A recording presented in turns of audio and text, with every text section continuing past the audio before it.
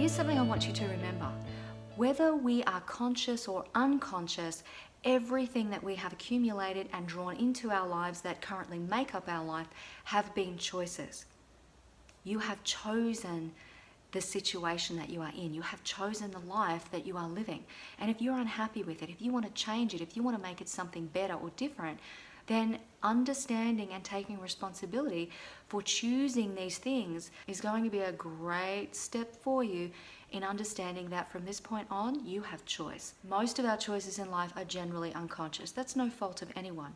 It's just that our brain's processing power is somewhat limited in how much information it can process in any 1 minute. So when we've got a lot of information coming at us, there's only so much that we can take from that information to be able to form a meaning around it. That doesn't mean that every meaning we form around the experiences that we have in life is true for us. If we examine these beliefs, if we examine the self-talk that we have around something that we really want to do, but we feel fearful or agitated, frustrated, or overwhelmed by, that we feel blocked by, that we are held captive from, and just can't break through that ceiling.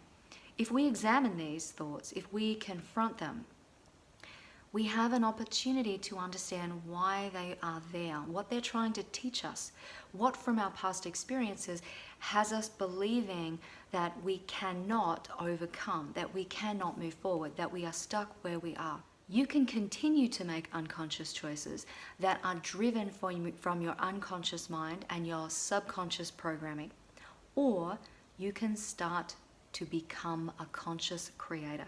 You can be more aware of when the thoughts in your mind are not in your best interest because they're coming from your fear response. They're coming from a programmed belief that has turned into a repetitive pattern that has become your default habit.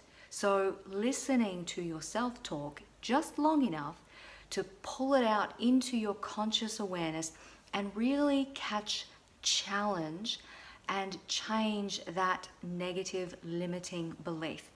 Asking yourself, does this belief actually serve me? For as long as your mind unconsciously entertains those limiting beliefs that have held you back from really stepping outside of your comfort zone and doing something that scares you, but that ultimately you are choosing. Because in reality, you are never stuck just where you are. You are never prevented from being able to reach your full potential. It's the mind that does that. It's the mind that creates your nervousness, your anxiety, your fear-based thinking. Your mind is the key. You can either live your life unconsciously or you can take charge and you can consciously create your next move. But it starts with your thinking. You need to start by focusing on what are you saying to yourself and pulling it out into conscious awareness and really challenging the hell out of it. If you want change in your life, you need to step up and take action. That means that you're going to have to confront that fear that might be swirling around in the back of your unconscious that is creating your resistance to actually moving forward. Catch it, challenge it, change it, move forward.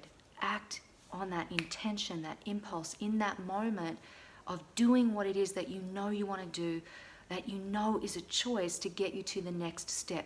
If you act, you move forward. If you don't, you stay still.